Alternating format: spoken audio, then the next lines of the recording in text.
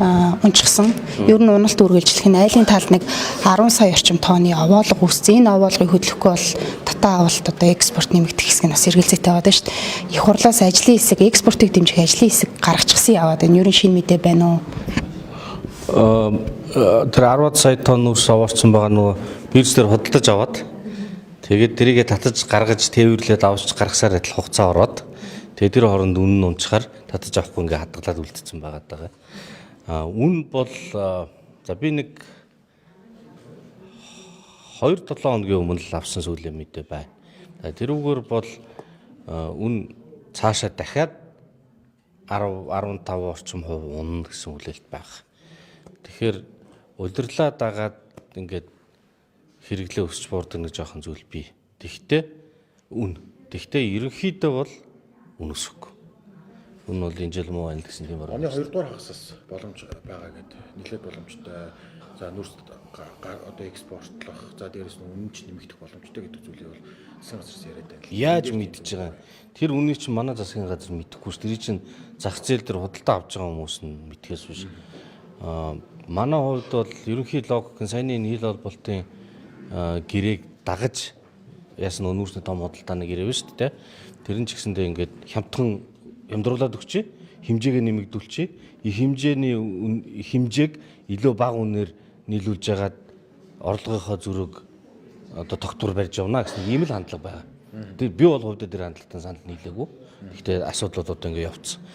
Нүүрсний үн бол нэг айхтар нэмэгдэнэ гэсэн үнэхээр алга байна. Тэгэхээр зэрэг орлогоо тэрэндээ тааруулж тооцох хэрэгтэй. Тэрнээс биш 2 дугаар сахагт гайгүй болчих байхаа гэж орлогоо тооцож болохгүй. Тэгэхээр дүнтэй холбоотой орлого тасж байгаа учраас төсвийн тодтол бол яригдах хэрэгтэй гэж бодож байгаа.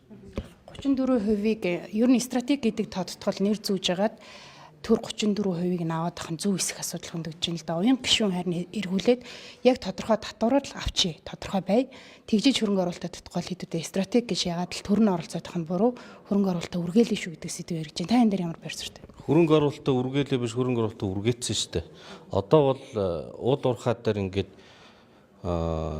төртөө ажилдгуу одоо манай хоёр хөрсийн төрийн өмчийн том компани л биш бол нэг их хөрөнгө оруулаад Монголд тэгээд нэг орд илрүүлэнгүүт нөгөөх нь стратеги орд гэдэг рүү хувираад тэгээд та өөрөө 34%-өөс хувийг илүү эзэмшиж болохгүй гэдэг зохицуулт ийм байхад бол бүгдээрээ 3 дахь улсынхан барууныхан бол ингээд ажиглаад зогссон байх. Тэгээд энэ бол Монголын эрх ашигт үнэхээр нийцэхгүй. Монголын эрх ашигыг юу гэж харж байгаа нэхээр бид нар дэлхийгээс тусгаарлагдсан зожигорсон улс биш, аль болохоор нээлттэй 3 дахь улсуудыг оролцуулдаг байх хэрэгтэй. Энэ гол хөрөнгө оруулалт татах үндсэн сонирхлын салбар нь уул уурхаа тэгээд энд нь бол айцтай байх. Тэгэхээр стратегийн орд түүний эзэмшлийн хязгаар энэ дээр бол их ухаалаг байдлаар зохицуулт их хэрэгтэй. Тэр зохицуулт нь байхгүйгээр жишг тогтооно гэсэн ийм арга зам руу бид нар орж байна. Жишг нь болохоор саяны Орооногийн гэрээн дээр таны 34% одоо хөрөнгө оруулагч та өөрөө 34%-өөс илүү эзэмших болохгүй. Гэхдээ та төртөө хамтарчих юм бол тэр хязгаар чинь байхгүй болчихно. 90%, 100% байж болно. Яаж хамтрах вэ гэхээр зэрэг стратегийн ордынхоо хувь эзэмшлээс төр татгалзаад тэрийг нь миний амнаат дээр нэмээд ингээд амнаатаар нөхөх замаар орно гэдэг. Тэгэхээр ингээд миний харж байгаагаар энэ бол айгүй тодорхой бус хитрхи их тохиролцоонд тулгуурласан зохицуулт нь янз бүр байж болох ийм томьёол. Ийм томьёол өөрөө тодорхой биш учраас би бол энэ хөрөнгө оруулалт их болгоомжлно. Энэ ийм тохиолдолд нэг орж ирэхгүй байх гэж бодож байна. Тэгэхээр стратегийн ордын тодорхойлолт хөрөнгийн хязгаар энийг бол тодорхой болгох хэрэгтэй. Яагаад тэгэхээр тодорхойлолт нь яагаад тодорхой биш вэ гэхээр та хайгуул хийгээд нэг орд илрүүллээ, ашиглаад эхэллээ. Тэгвэл тэр чинь нийгэм эдийн засагт ач холбогдолтой бол стратеги гэж үзэж болно гэдэг чинь юу гэсэн үг юм? Анх 10 хэд байж одоо 30 хэд болж байна. Юу? Стратеги гэдэг тодтолтой ордын тоо. Яг нөөцний жагсаалт одоо дараагийнх нь 17 ч тийм байдаг гэсэн шүү дээ. Тийм л баг. Тэр ордуудын жагсаалт магсаалт бол мэдэхгүй. Одоо нүрсний экспортоо нэмэгдүүлчихье. Үн буурчлаа. Тэгвэл экспортоо нэмэгдүүлчихье гэдэг зүйл яриад. Үнэхээр тийм боломж байна уу? Та боломж эрэлхийлэх талаас нь бодвол ямар боломж байна вэ? Өөр гарц гаргалаа гэсэн. Гэхдээ манайх ч 80 сая тонныг бол гаргахад боломж байгаа. За магадгүй 100 хүрж магадгүй дээ. Одоо одоогийнх нь үдид үтсийн чадамжаас харах те. Гэхдээ худалдаа авах хэдийг авахын гэдэг чинь шийдэж шүү дээ. Тэрнээс биш би одоо юм нийлүүлж байгаа хүн ахиу нийлүүлэх хүсэл байж болно. Нөгөө тал хэдийг авах юм мэдэхгүй. Бид нар хил холболтуудаа хийснээр нүүрсний экспорт 120 160 сая тонн хүрнэ гэж одоо тооцоолол биш ийм хүслийг засгийн газар ажлын хэсэг бол зөндөө удаа илэрхийлсэн. Тэр хүслийг үнэхээр ингээд холбогдохоор нэмэгдэх юм бол хоёр улсын хилцээр дээр тусгачаач гэдэг саналыг би гаргасан. Тусгагдаагүй. Ягаад гэвэл тийм амлалтыг худалдаа авахч талаас өгөхгүй. Тэр ус ч өөрөө олон улсаас нүрс судалж авдаг байхгүй. Коксдог нүрс бол 100 гаруй сая тонныг л авч байгаа шүү дээ. Тэгээд тэрнийхээ талын Монголоос аавна 100% Монголоос аавна гэж байхгүй. Тэгэхээр энэ өөрөө ингээд жамьяасны хязгаарлалт болчихж байгаа. Тэгэхээр бид нар одоо хүсээд 100 сая мая байхгүй хөө. 14 мегацлыг нэгэн зэрэг явуулах ер нь биднэрт яг потенциал байгаа хэсэг төр таны байр суурь ямар байна?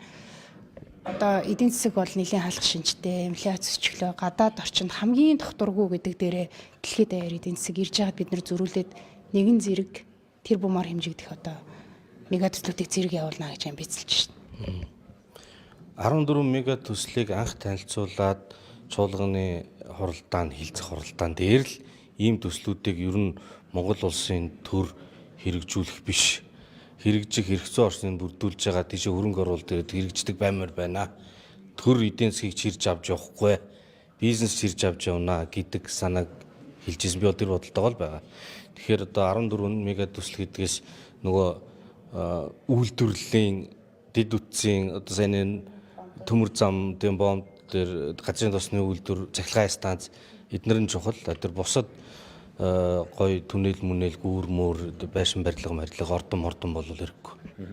Мэдээлэл технологи үндэсний паркын асуудал шүүхээр шийдвэрлэгдэж байх шиг байна.